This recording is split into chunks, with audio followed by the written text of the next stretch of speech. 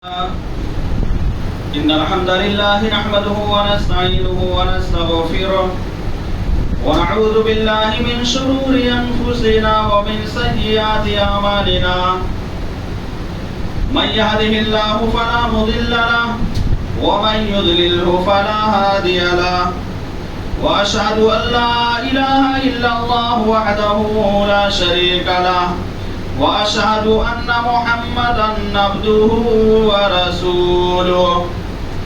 يا أيها الذين آمنوا اتقوا الله حق تقاته ولا تموتن إلا وأنتم مسلمون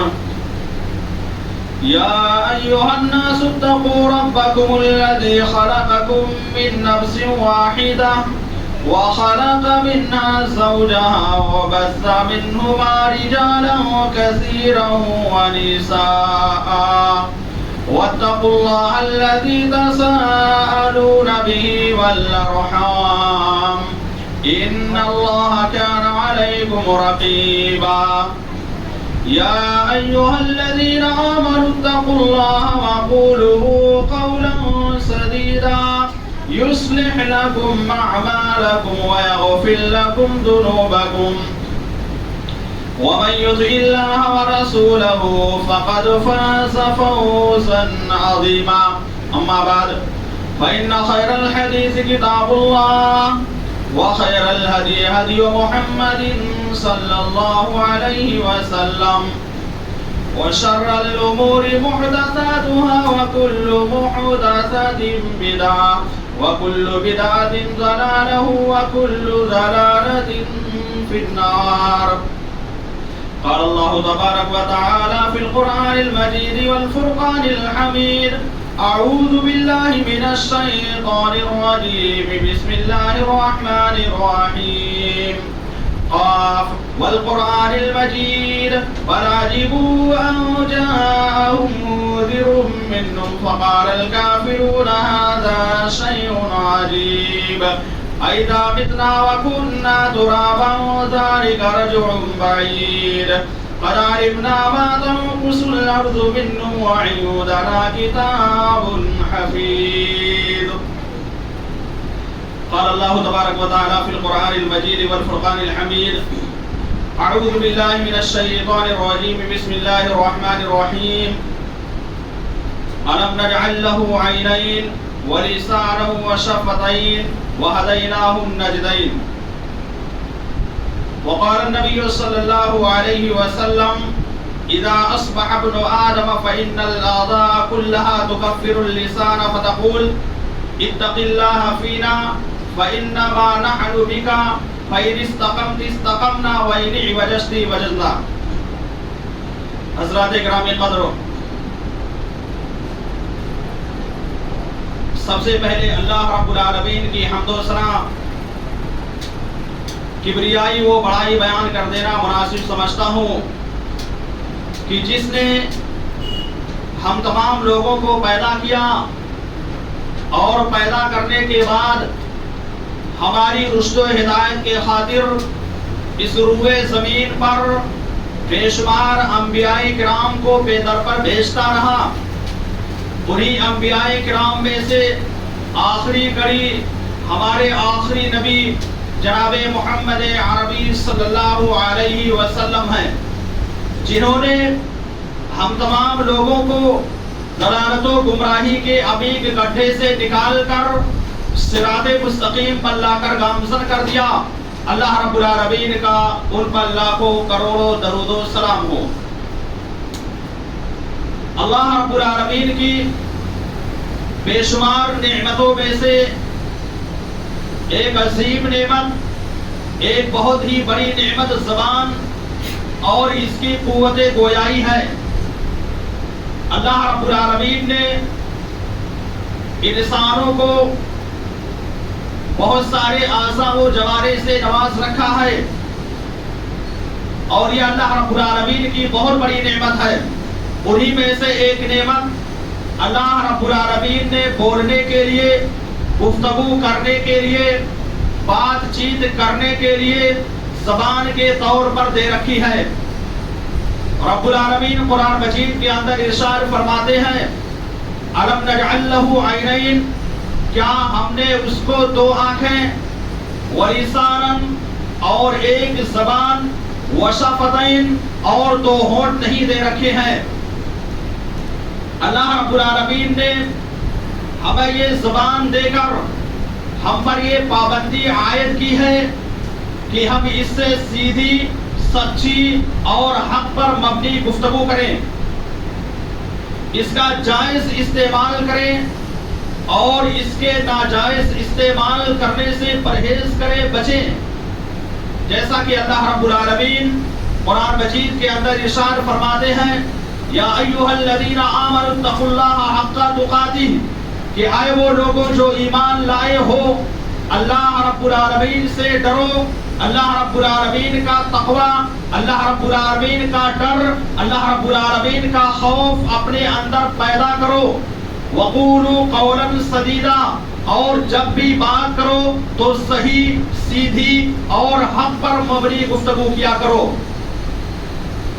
یصلح لکم اعمالکم، اگر تم ایسا کرو گے تو اللہ رب العالمین تمہارے اعمال کی اصلاح کر دے گا، ویغفر لکم ذنوبکم، اور تمہارے گناہوں کو بھی معاف کر دے گا، تمہاری غلطیوں کو بھی عفو درگزر کر دے گا۔ میرے بھائیو اور دوستو، اللہ رب العالمین نے اس آیت کریمہ میں دو باتوں کا حکم دیا ہے، اور ان دونوں باتوں پر عمل کرتا ہے اگر کوئی آدمی تو اس کے دو ثمرات بھی ذکر کیے ہیں، دو فائدے بھی ذکر کیے ہیں۔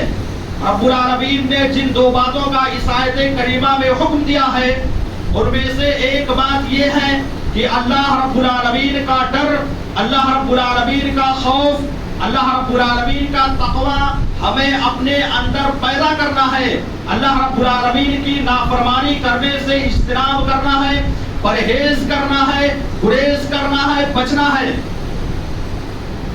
یہ پہلا حکم اللہ رب العالمین کا ہے۔ دوسرا حکم یہ ہے کہ اللہ رب العالمین نے کہا کہ وقولوا قولا سدیدا، جب بھی گفتگو کرو، جب بھی بات کرو، آپس میں ایک دوسرے سے بات چیت کرو تو اس میں صحیح، سچ اور حق پر مبنی گفتگو کیا کرو۔ اب اگر کوئی آدمی ان دونوں باتوں پر عمل کر لیتا ہے تو اللہ رب العالمین نے اس کے دو فوائد بھی ذکر کیے ہیں۔ وہ فائدہ یہ ہے کہ اللہ رب العالمین تمہارے اعمال کی اصلاح کر دے گا، تم نے جو بھی عمل کیا ہوگا اس اعمال کو اللہ رب العالمین بہتر سے بہتر بنا دے گا۔ اور دوسرا فائدہ یہ ہے کہ وَيَغْفِرْ لَكُمْ ذُنُوبَكُمْ، اللہ رب العالمین تمہارے گناہوں کو اور تمہاری غلطیوں کو بخش دے گا، معاف کر دے گا۔ میرے بزرگوں اور دوستوں، اگر ہم یہ دونوں فوائد حاصل کرنا چاہتے ہیں اور ہم یہ چاہتے ہیں کہ ہم کو یہ فائدہ حاصل ہو جائے تو ہمیں اللہ رب العالمین کے اس فرمان پر عمل کرنا ہوگا، تب جا کر کے ہم کو یہ فائدہ حاصل ہو سکتا ہے۔ لیکن اگر ہم اللہ رب العالمین کے اس فرمان پر عمل نہیں کریں گے تو ہم کو یہ فائدہ حاصل نہیں ہو سکتا ہے۔ اس آیت کریمہ میں اللہ رب العالمین نے ہمیں یہی حکم دیا ہے، اس لیے ہمیں اس پر عمل کرنے کی ضرورت ہے۔ میرے بھائی اور دوستو، انسان کے جسم میں زبان کی بڑی اہمیت ہے۔ اگر آدمی اپنی زبان کو صحیح طریقے پر استعمال کرتا ہے تو یہی زبان انسان کو جنت میں داخل کر سکتی ہے، لیکن اگر کوئی آدمی اپنی زبان کو صحیح طریقے پر استعمال نہیں کرتا ہے تو یہی زبان انسان کو جہنم میں لے جانے کا ذریعہ بھی بن سکتا ہے۔ اللہ کے نبی صلی اللہ علیہ وسلم، جامع الترمذی کی روایت ہے، نبی کریم صلی اللہ علیہ وسلم نے بیان کیا اذا اصبح ابن آدم فإن الأعضاء كلها تكفر اللسان، کہ جب ابن آدم صبح کرتا ہے تو اس کی زبان کے تمام اعضاء انتہائی عاجزی کے ساتھ، اس کے جسم کے جتنے بھی حصے ہوتے ہیں زبان سے انتہائی عاجزی و انکساری کے ساتھ یہ درخواست کرتے ہیں کہ اے زبان تو میرے معاملے میں اللہ رب العالمین سے ڈرتے رہنا۔ فَإِنِ اسْتَقَمْتِ اسْتَقَمْنَا،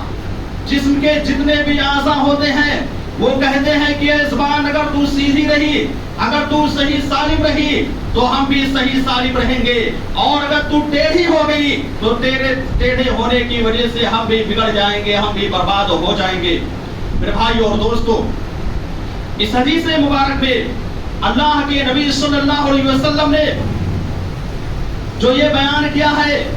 وہ یہ ہے کہ ہمیں اپنی زبان کو کنٹرول میں رکھنا ہے، اپنی زبان کی حفاظت کرنا ہے۔ اگر ہم اپنی زبان کی حفاظت کریں گے تو ہمارے جسم کے جتنے بھی اعضاء پائے جا رہے ہیں، چاہے وہ ہمارے ہاتھ ہوں یا اسی طرح سے ہمارے پیر ہوں، یہ سب محفوظ رہیں گے۔ لیکن اگر اسی زبان کو ہم غلط طریقے پر استعمال کریں گے، ناجائز جگہ پر اس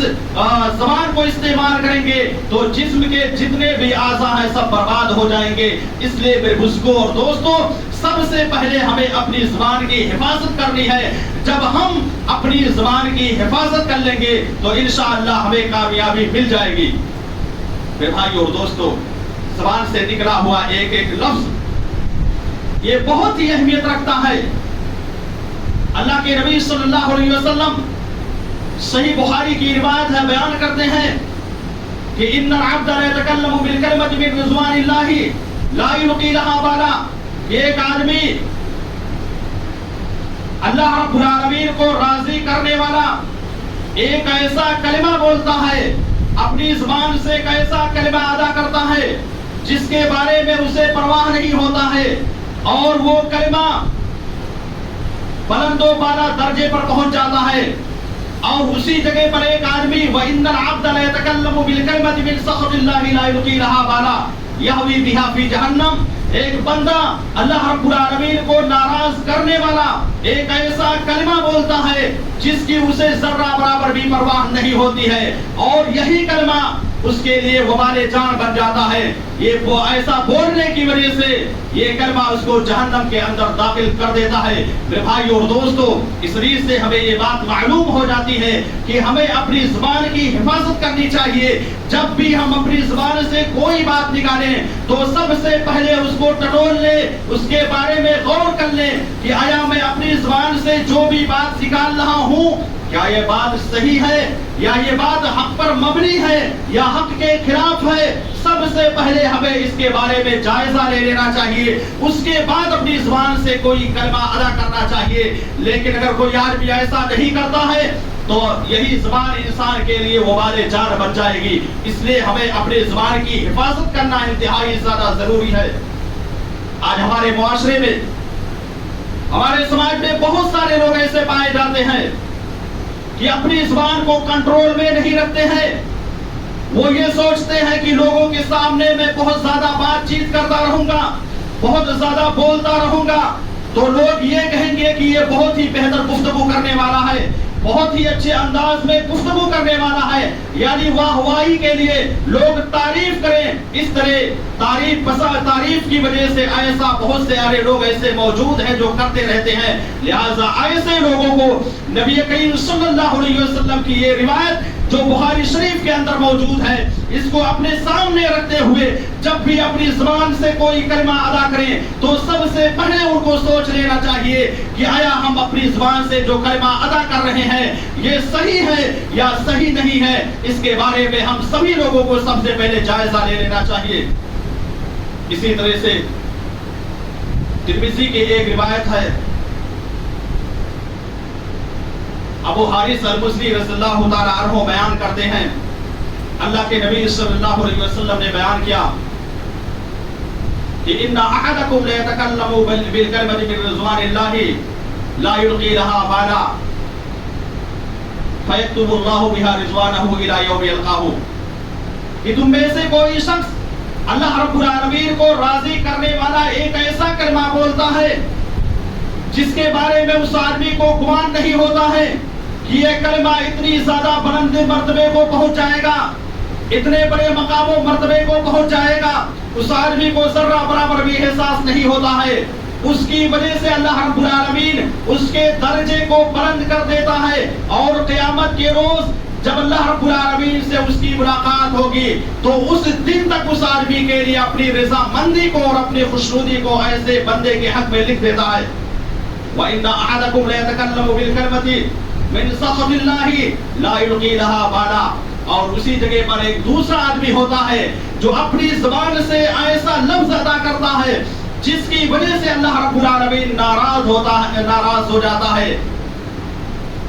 اور اللہ رب العالمین قیامت کے دن تک اس کے لیے اپنی ناراضگی کو لکھ دیتا ہے، اور قیامت کے روز ایسے آدمی کو جہنم کے اندر رب العالمین داخل کر دے گا. پھر اس کو دوستو اس حدیث میں نبی کریم صلی اللہ علیہ وسلم نے جو یہ بیان کیا کہ اللہ رب العالمین قیامت کے دن تک اس کے لیے رضامندی کو لکھ دیتا ہے،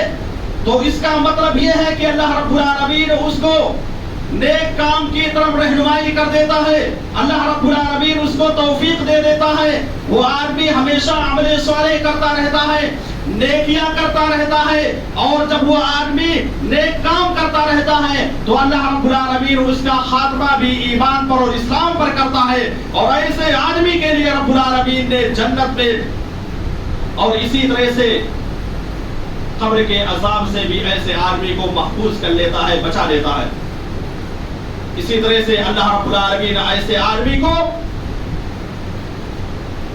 قیامت کے روز اپنے عرش کا سایہ بھی نصیب کرے گا، جس دن اللہ رب العالمین کے عرش کے سائے کے علاوہ کوئی اور سایہ موجود نہیں ہوگا. اس آدمی کو اللہ رب العالمین اپنے عرش کے سائے کے نیچے جگہ دے گا. اسی طرح سے وہ آدمی جس کے بارے میں یہ کہا گیا کہ اللہ رب العالمین قیامت کے دن تک اس کے لیے ناراض ہو جاتا ہے، اس کا مطلب یہ ہے کہ اللہ رب العالمین اس کو اس دنیا کے اندر عمل صالح کرنے کی توفیق نہیں دیتا ہے، نیک کام کرنے کی توفیق نہیں دیتا ہے. وہ ہمیشہ برائیوں میں مبتلا رہتا ہے، وہ ہمیشہ غلط کام کیا کرتا ہے، اور اس کا خاتمہ بھی نہ تو ایمان پر ہوتا ہے اور نہ ہی اسلام پر ہوتا ہے. اور ایسے آدمی کے لیے قبر کے اندر جو ہے اللہ رب العالمین عذاب دیتا ہے، اور ایسے آدمی کو جہنم کے اندر داخل کر دیتا ہے. میرے بھائی اور دوستو، اس لیے ہمیں اس حدیث پر عمل کرتے ہوئے اپنی زبان سے جو بھی لفظ ادا کرے بہتر سے بہتر لفظ ادا کرنا چاہیے، غلط بالکل نہیں بولنا چاہیے، جھوٹ سے ہمیں پرہیز کرنا چاہیے. اسی لیے عبداللہ بن عمر رضی اللہ تعالیٰ عنہ اپنی زبان کو پکڑ کر کے کہتے تھے، یا لسان قل خیرا تغرم، کہ اے زبان تو اپنی اے زبان تو صحیح بات کیا کر، اگر تو صحیح بات کرے گی تو کامیاب ہو جائے گی. اور اسی طرح سے واسکت عن شر تسلم، عبداللہ ابن عمر رضی اللہ تعالیٰ عنہ نے کہا کہ شر بات سے، غلط بات سے اپنی زبان کو روکا کرو، اگر زبان رک جائے گی تو اس طرح سے کامیابی مل جائے گی. اسی طرح سے اس کے بعد عبداللہ بن عمر رضی اللہ تعالیٰ عنہ بیان کرتے ہیں، اکثر ابن آدم خطایا فی لسانہ، کہ ابن آدم کی اکثر و بیشتر غلطیاں اس کی زبان میں ہوا کرتی ہے. لہذا ہمیں اپنی زبان کی حفاظت کرنی چاہیے اور اپنی زبان کو ہمیں کنٹرول میں رکھنا چاہیے. آئیے میں آپ کے سامنے زبان سے صادر ہونے والے کچھ نقصانات کا تذکرہ کرتا ہوں. ہم عمومی طور پر گفتگو کرتے رہتے ہیں، لیکن ہمیں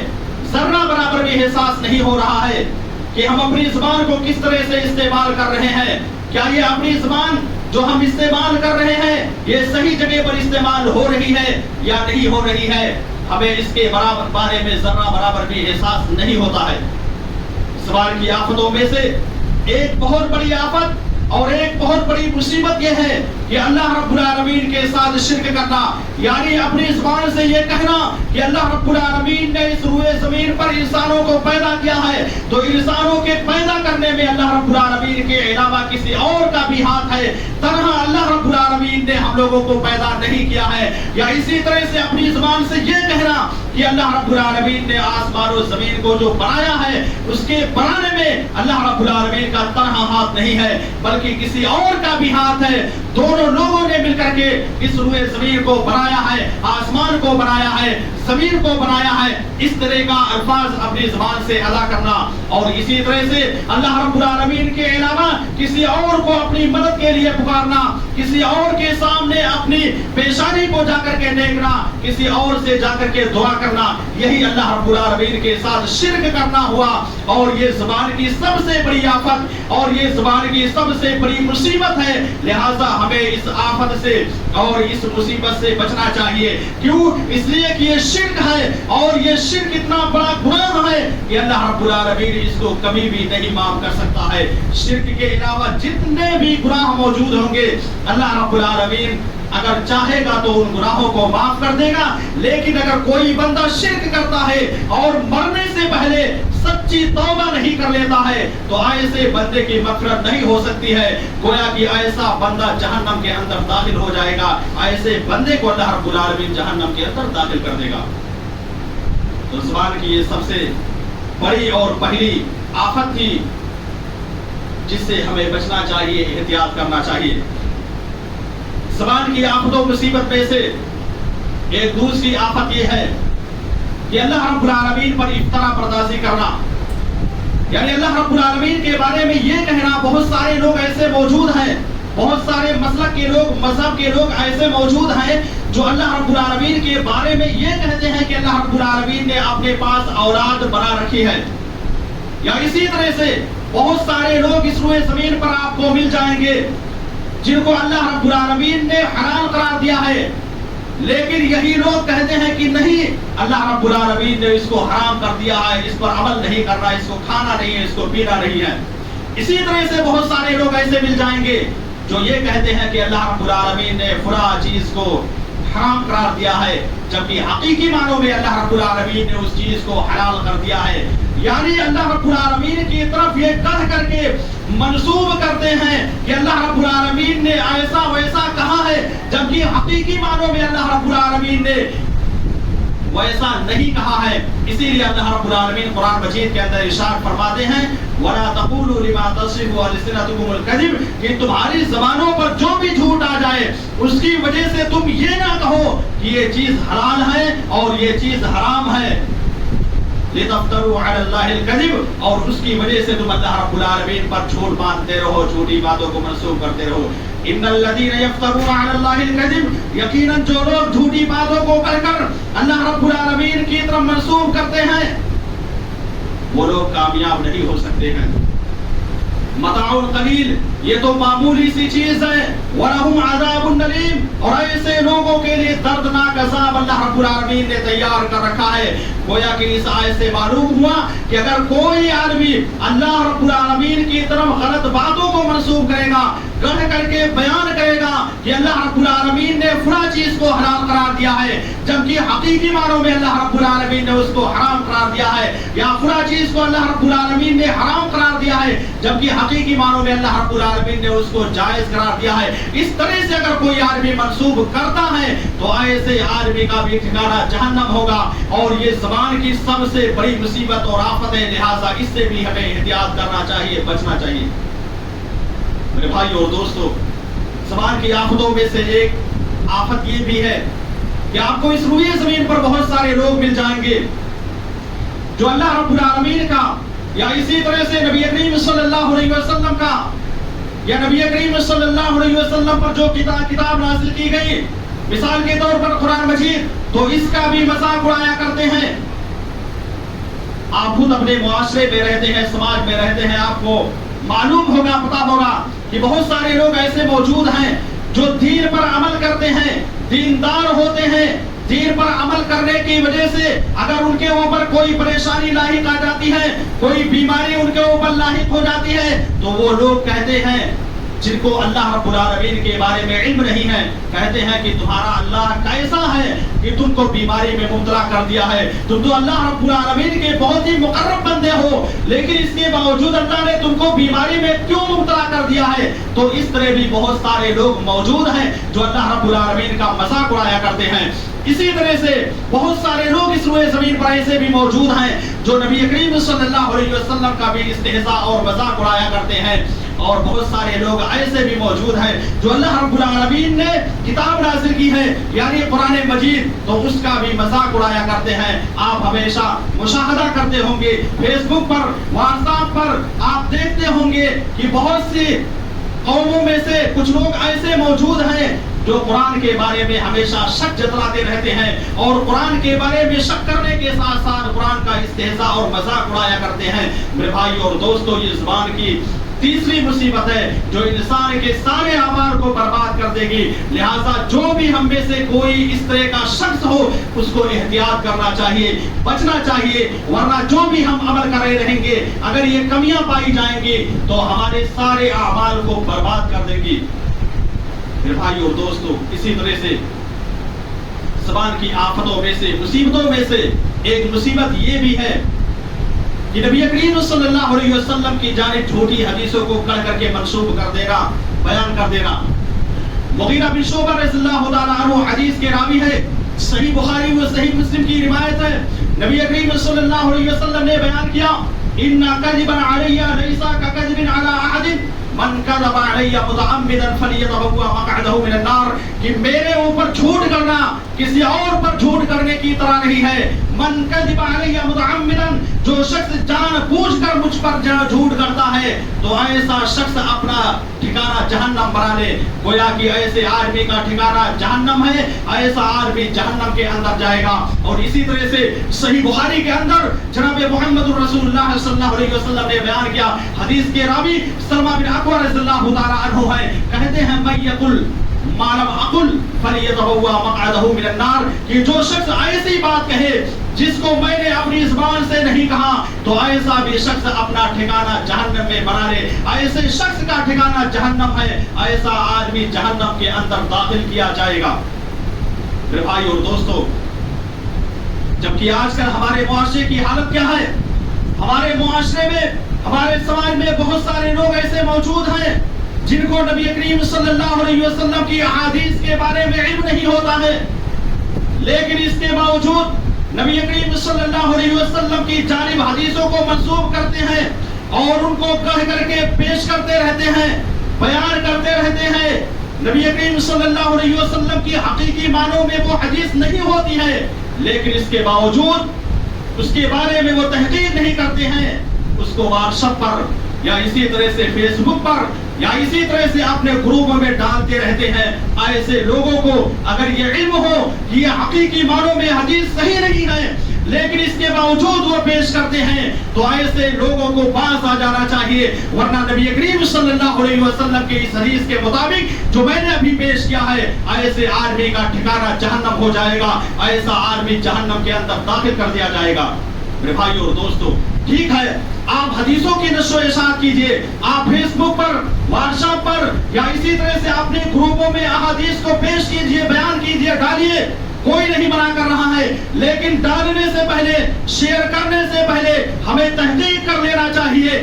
کہ آیا جو ہم حدیث پیش کر رہے ہیں، لوگوں کے سامنے بیان کر رہے ہیں یا اپنے گروپ میں ڈال رہے ہیں، کیا یہ حدیث نبی کریم صلی اللہ علیہ وسلم سے ثابت ہے یا نہیں ہے. سب سے پہلے ہمیں اس کے بارے میں جائزہ لے لینا چاہیے. بڑے بڑے علماء کرام جو موجود ہیں ان سے پوچھ لینا چاہیے، یا اسی طرح سے کوئی اور ذریعہ ہو اس کے ذریعے سے ہم اس کے بارے میں تحقیق کر لیں کہ جو حدیث ہم پیش کر رہے ہیں کیا یہ حدیث صحیح ہے کہ نہیں ہے. تحقیق کرنے کے بعد ہی ہمیں لوگوں کے سامنے شیئر کرنا چاہیے. ہم آپ کے سامنے صحابہ کرام رضوان اللہ علیہم اجمعین کے بارے میں بتلانا چاہتے ہیں کہ صحابہ کرام رضوان اللہ علیہم اجمعین میں سے بہت ساری شخصیتیں ایسی تھی جو احادیث کو بیان کرنے میں انتہائی زیادہ احتیاط کیا کرتے تھے. ان میں سے میں صرف ایک صحابی کی مثال دینا چاہتا ہوں.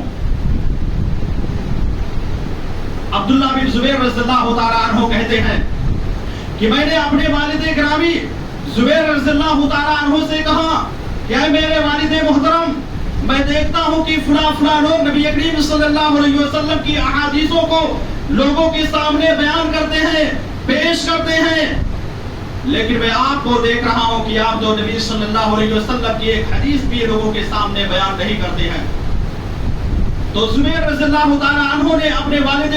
اپنے بیٹے سے کہا کہ میرے بیٹے، آپ کو معلوم ہے کہ میری زندگی کا اکثر و بیشتر حصہ نبی کریم صلی اللہ علیہ وسلم کے ساتھ گزرتا رہا ہے. میں نبی کے ساتھ ہمیشہ کھاتا پیتا اٹھتا بیٹھتا تھا، نبی کے ساتھ ہمیشہ رہا کرتا تھا، لیکن ایک مرتبہ میں نے نبی کریم صلی اللہ علیہ وسلم کی زبان سے یہ حدیث سنی تھی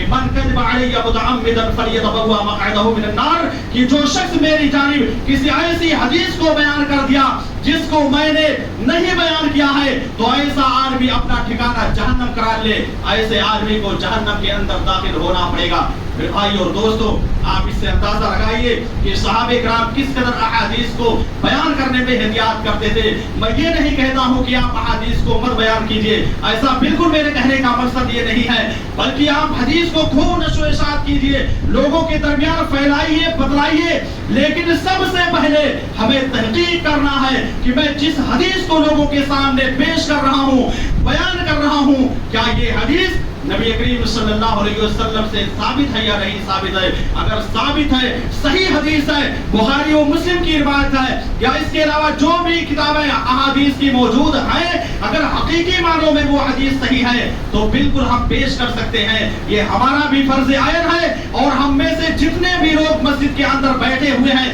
سب کی یہ ذمہ داری بنتی ہے کہ وہ نبی کریم صلی اللہ علیہ وسلم کی احادیث کو شیئر کرے، پہنچائے، لوگوں تک جو ہے نبی کریم صلی اللہ علیہ وسلم کی باتوں کو پہنچائے۔ یہ ہمارا بھی فرض عین ہے، اور ہم میں سے ہر شخص کا بھی فرض عین ہے۔ لہٰذا آپ احادیث کو بیان کیجئے، لیکن سب سے پہلے اس کے بارے میں تحقیق کر لیجئے۔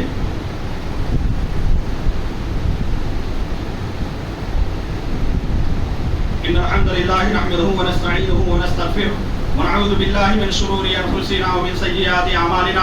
من یہدہ اللہ فلا مضل لہ ومن یضللہ فلا ہادی لہ، واشہد ان لا الہ الا اللہ وحدہ لا شریک لہ، واشہد ان محمدا عبدہ ورسولہ، اما بعد۔ حضرات گرامی قدر، زبان کی آفتوں میں سے کچھ آفت اور مصیبت کو میں نے آپ کے سامنے تذکرہ کیا۔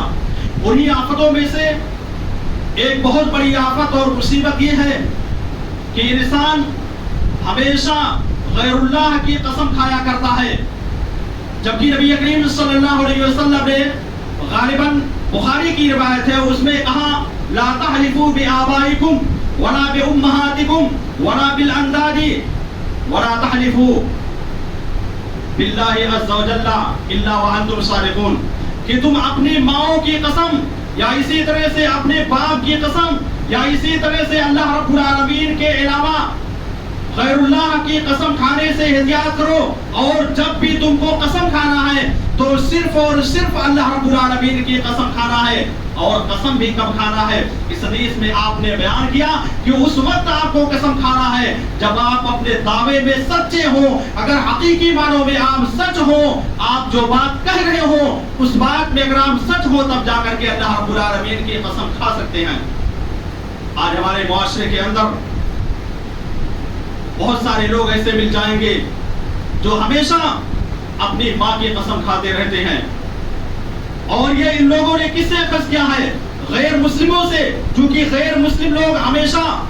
معبودان باطلہ کی اور اسی طرح سے اپنے باپ کی اور اپنی ماں کی قسم کھاتے رہتے ہیں۔ ہم لوگ اسی سماج میں، اسی معاشرے میں رہتے ہیں، اس میں رہنے کی وجہ سے ہم ان کے نقش قدم پر چلنے لگتے ہیں، جبکہ نبی کریم صلی اللہ علیہ وسلم نے بیان کیا نہ تو ہم اپنے باپ کی قسم کھا سکتے ہیں اور نہ ہی اپنی ماں کی قسم کھا سکتے ہیں، اور نہ اللہ رب العالمین کے علاوہ کسی کی قسم کھا سکتے ہیں۔ بہت سارے لوگ ایسے بھی آپ کو مل جائیں گے جو قرآن مجید کی بھی قسم کھاتے ہیں، جبکہ رب العالمین اللہ کے نبی صلی اللہ علیہ وسلم نے کہا کہ جب بھی قسم کھانا ہے تو اللہ رب العالمین کی قسم کھانا ہے، اور قسم بھی اس وقت کھایا کیجئے جب اپنے دعوے میں سچے ہو، تب جا کر کے آپ قسم کھا سکتے ہیں۔ ویسے یوں ہی جو ہے قسم کھانا درست اور جائز نہیں ہے۔ اللہ رب العالمین سے دعا گو ہو کہ بار الہ تو ہماری زبان کو کنٹرول میں رکھ، اور اسی طرح سے اللہ تو ہم کو زبان کی آفتوں سے، زبان کی مصیبتوں سے ہم کو محفوظ رکھ۔ آمین۔ اقول قولی ھذا واستغفر اللہ لی ولکم